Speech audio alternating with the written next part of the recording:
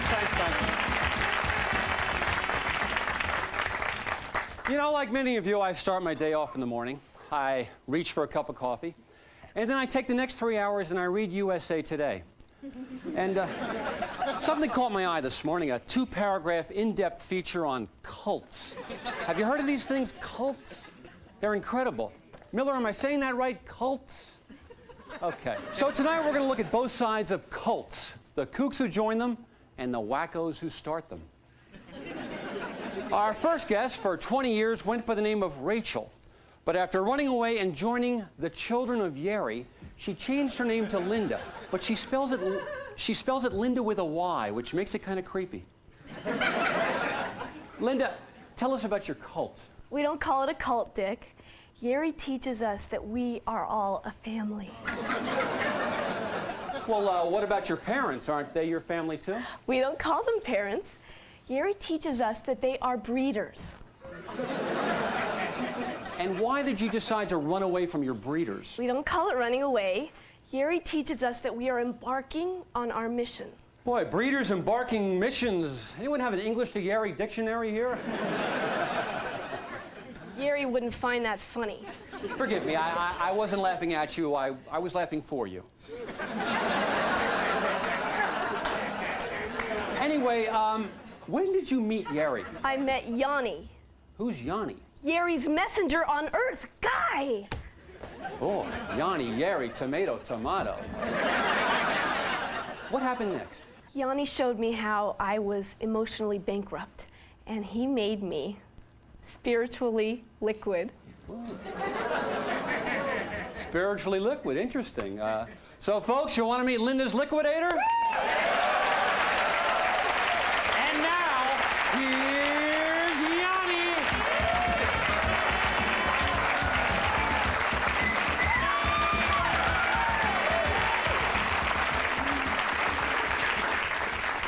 Hey, knock it off, you two. This is a family show. You know, I laughed there, Yanni. I made a chuckle. But I'm going to tell you right now, I'm going to start my questioning off in a nice, easy manner. But as this show builds, I'm taking you on, man. Understandez-vous?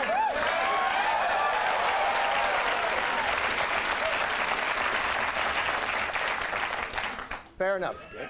Okay, Yanni. You are the founder of the Children of Yeri. Now, how did this thing start? Or more importantly, how did it begin? Well, Dick, it came at the lowest point in my life. I had the gun to my head. I had the gas turned on. I had a rope around my neck. You're talking about suicide, aren't you?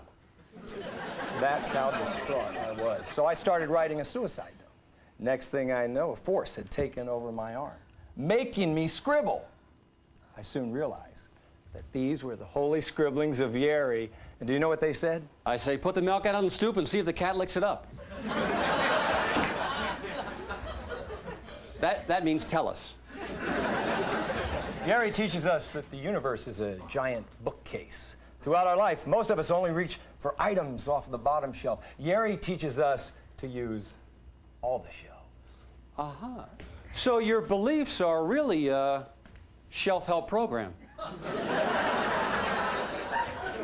You are starting to believe. No, Yanni, I'm not starting to believe. I'm starting to change my tone of voice.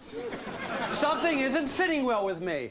I have the list of your membership in my hand. Here are the names: Tiffany, Amber, Kirsten, Amber. It seems to me that you don't have a male member. Oh, people. I'm trying to expose this guy. Don't make me people you again. Now, Yanni, all these female members, coincidence or just good luck? Yeri teaches us there is no difference between the sexes. We're all similar beings on a shelf. Yanni's amazing. He knows the answer to everything. He can just look at somebody and guess their weight. Mm-hmm. Okay, here's a question. 137. Okay, well, you're a weight guesser, an amazing ability. I'll give you that. But are you telling me that you recruited all these female members by guessing their weight? Absolutely not, Dick. That's just to get my foot in the door, and Then we talk, we discuss, we interact, and sometimes we sing. You sing, really? I never thought you'd ask, Dick. Miller? Wait. You don't call for Miller. I call for Miller. Miller! Life is like a shelf. You just have to reach. You'd have so much wealth. If you let me teach, you'll have a happy day. You'll find the golden way, and life will be so free. If you give everything to me, say yeah. Okay, when we come back, we're going to meet a former cult member who says Jerry's cult is nothing more than a prostitution ring. In the meantime, enjoy the song. Say yeah, Jerry.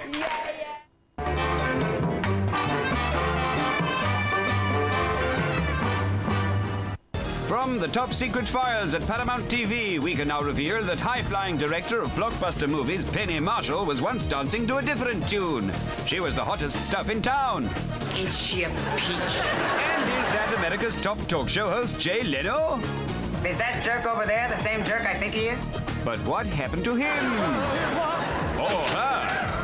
I don't know, Laverne. I don't know. Find out in Laverne and Shirley, tomorrow at 8:30 on the Paramount Channel. Right, tea break over. Yeah, where's Bob? You know what he's had for breakfast? In the van. Weetabix has got enough whole wheat goodness to help keep you going.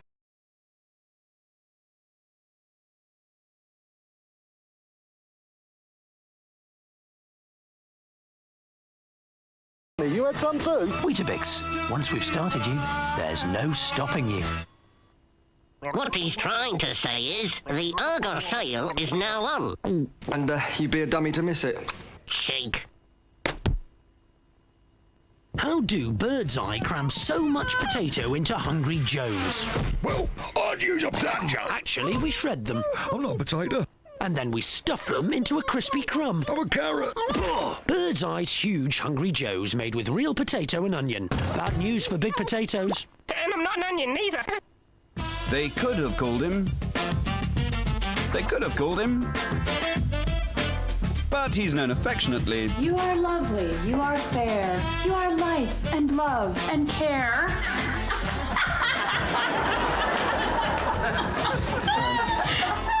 I wrote that for your mother on our wedding night. As Dr. Love. No, seriously, it's Bob. comic genius Bob Newhart has his own show, weekends at 8:30 on the Paramount Channel.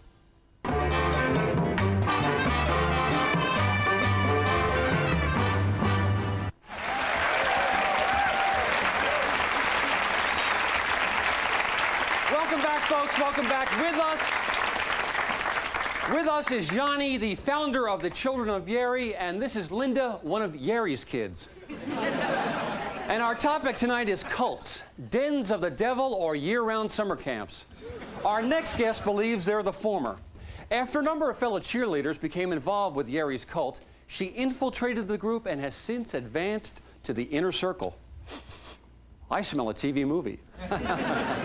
Anyway, to protect her identity, we have altered her voice and placed her behind this screen.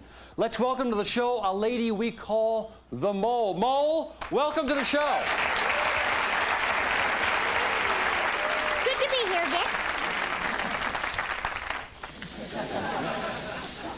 Mole, how long have you been a member of Yeri's family? Oh, I can't tell you that. He'd figure out who I am. Well, Yanni, can you blame her for being afraid to face you?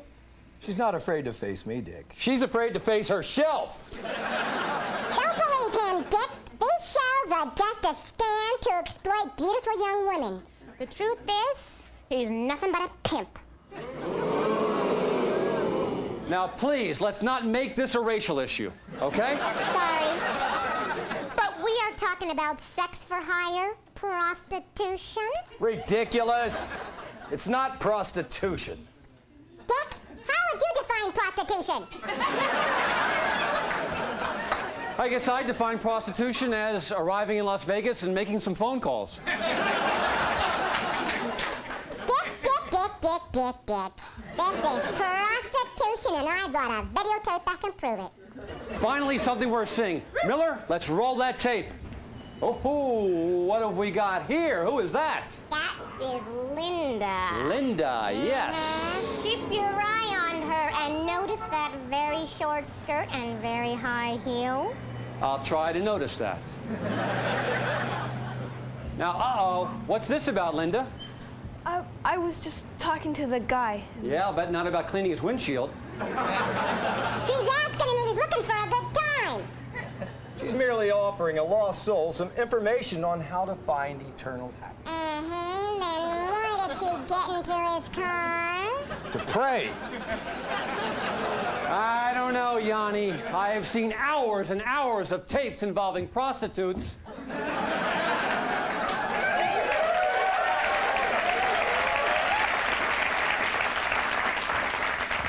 I can smell a prostitute when I see one. Dick, it's just a woman soliciting donations on a street corner. And if you think about it, that's no different than a Salvation Army soldier. You know what I think, Yanni? I think you are hiding under the incredibly short skirts of these amazingly beautiful women. And I think you're hiding money in hidden offshore bank accounts. And thee are the dog of the Lamb. And thee that embraceth the y'all shall live forever in the house of the And I think you're an exploiter, and yes, I think you're the P-word. What's happening here? What's going on? He's going into a scribbling trance. Scribbling trance? Miller, get a scratch pad now! This is how the sacred word comes to him. Oh, my God, was it something I said? Okay, well, we're going to see what he's going to write down. We're going to go to commercial, so come right back, won't you? He's not going to spit or anything, is he? Okay, we'll be right back. Miller, I want to hand you back. Hey, are you over 40 and still living at home? Call us at 555-DICKIE. But you better ask your parents for permission. Okay, we're back. We are back. We're back with our tribute to cults. You know, probably no one has been more successful in the deprogramming of cult members than my next guest. He's also the author of the book, Hey, You, Get Out of That Cult. Please welcome back to Nightstand our own Dr. Lonnie Lanier. Dr. Lonnie, welcome to the show. Great to be here, Dick. Dr. Lonnie, what is a cult? Well, Dick, according to the dictionary, a cult is a group or sect bound together by obsession to a person, an idea, or a thing. Well, that could mean anyone who watches Grace Under Fire. Now, Dr. Lonnie, I'm going to come at you from left field on this one, so I'm going to move over here. Dr. Lonnie, how do people know if they're even in a cult? Well, fortunately, Dick, my staff's at the Lanier Institute for the Deprogramming of Cult Members, conveniently located across the street from Scientology centers throughout the nation.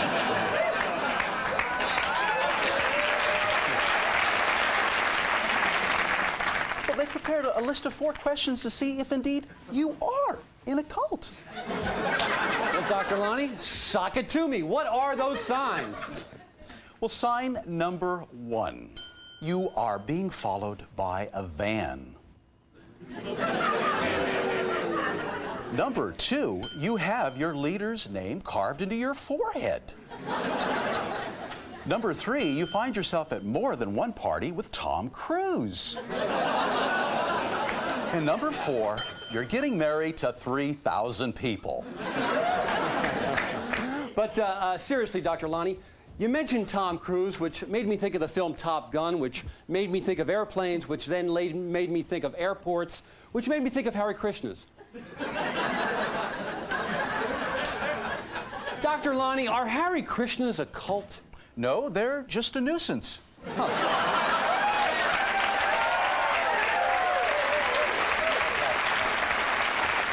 Got a question. Yeah, question for Dr. Lonnie. Yeah, I was just wondering, Dr. Lonnie, is Yanni a typical cult leader, you know, like all the ones we see on the news and stuff? Very much so. In fact, studies done by J.D. Power and Associates have shown that cult leaders have 2 common features. They're charismatic, have a thick crop of hair, and they're failed rock musicians. failed rock musicians like David Koresh, Charles Manson, Roger Clinton. Exactly. So, Dr. Lonnie, let's slow this train down and get us back on track. How do you fit into Linda's story here? Well, Dick, Linda's mom came to me about a year ago to help get her daughter back. And? Well, we tried just about everything to get Linda home, from bribery to kidnapping to asking politely. Then I thought, hey, why not get her on Dick's show?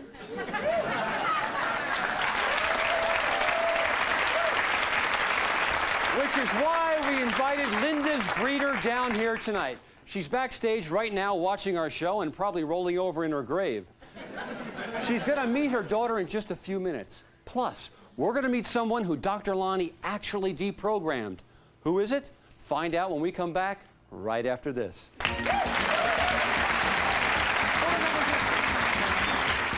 Coming up on the next Leap Year on Nightstand, it's Nutty Teen Sex Stories. Okay, so you sneak into your girlfriend's room in the middle of the night. It's pitch black. You make love all night. When the sun comes up the next morning, her dad's lying next to you. Then what happened? Find out on Nightstand.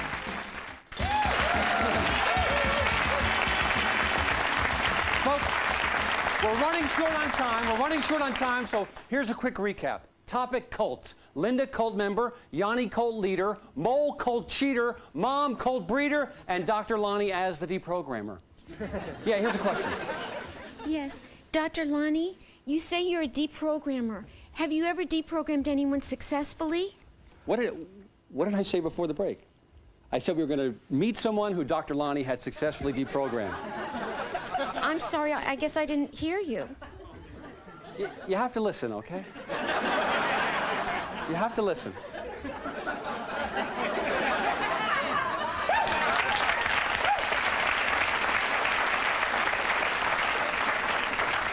So, Dr. Lonnie, what is the key to deprogramming? Well, Dick, cults rob people of their individuality. So the key to deprogramming is to give the victims back their own distinctive personality. Which you have done with Rob, a patient you have successfully deprogrammed. Welcome to the show, Rob. Great to be here, Dick. Now, Rob, you credit Dr. Lonnie with restoring you to your original personality. Is that right? Absolutely. This man is a god who turned my life around. Now I've got a great job successfully recruiting other people like me to get out of cults. I'll tell you, Dick, it's very rewarding work. You know, you look at one of these kids in the eyes and you want to say, join up with us. Come on. Okay, now, we told you that Linda's mom was waiting backstage. She hasn't spoken to her daughter in 2 years, until now. You want to meet the mom? Yeah! Come on out, Mom! Hello, Shirley, hello. Yes. Hi. Anything you'd like to say? Oh, I just want to talk to my daughter. I love her. No, you can't. No touching. Remember, we agreed before the show. I just want. No, Shirley, come here. I want to talk to you for a second. I know this is very hard for you.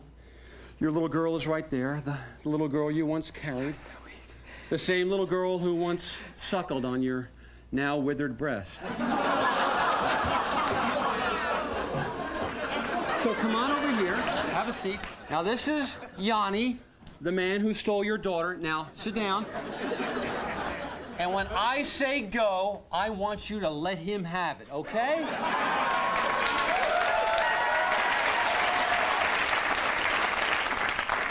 Go. This is all your fault. You took my daughter from me. Shirley, I didn't take your daughter. She found me. I'm just here to receive lost souls. I don't want to talk to you. I want my daughter back. I love her. I love her too. Just like I love you.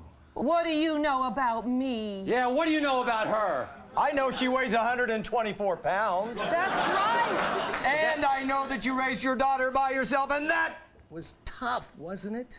Yes, it was. So what? And when she left, you felt all alone, didn't you? Well, Shirley, when you were by yourself, you were definitely alone. Well, okay, yes, I was. I was very alone. My daughter was the apple of my eye. Her 9th grade science teacher told me that she could be the next Christy McAuliffe. Christy? Christy McAuliffe? You know, the lady that got blown up in the Challenger? You know what? I know nothing about auto racing. I'm sorry. Mom, even though I left home, you weren't alone. I wasn't? No, you weren't. Why not? Because, Shirley, Yeri teaches us that even though we weren't there, we're here. And here and there is everywhere. Do you know what that means? I do. Dick, I'm talking to Shirley. Do you understand that, Shirley? I guess it makes sense. It's just that... Stop this! She's falling for it! Let the people work it out, Mole. Come with us, Mom. I mean, Reader. We'll tell you more about it. I suppose... Do you have any literature? Better. I have a hug. Dr. Lonnie, it looks like you could be losing one. That's it! That is it! If you're not gonna stop this, I am! Mo, what are you doing? Mo, what are you doing? Miller, get her off! This is great! What's going on here?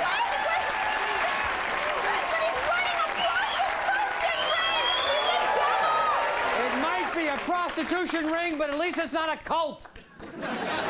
Mole or Amber, whatever your name is.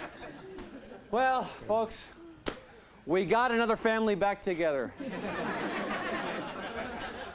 You know, folks, some kids go to college. Some get apartments. Some go to Europe. Some join cults. I once joined a group. We had oaths, secret handshakes, rituals, and initiations. It was called the Sigma Nu House, and it was the greatest thing I ever did. Think about it. For now, I'm Dick Dietrich. Say yeah, yeah, yeah. Yeah, yeah, yeah. Yeah, yeah, yeah. Say yeah, yeah, yeah. Yeah, yeah, yeah. Say yeah, yeah, yeah. Yeah, yeah, yeah. Say yeah, yeah, yeah. Yeah, yeah, yeah.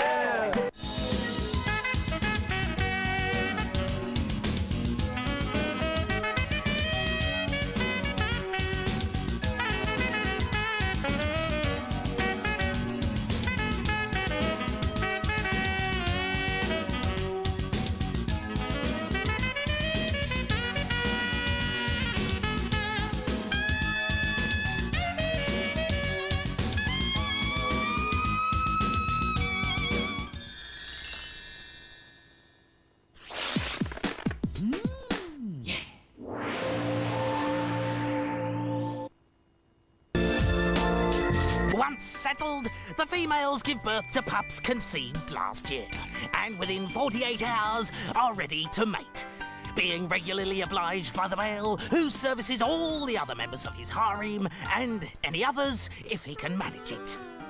With the season over, the males lose their aggressive traits, returning to their normal, sociable behavior.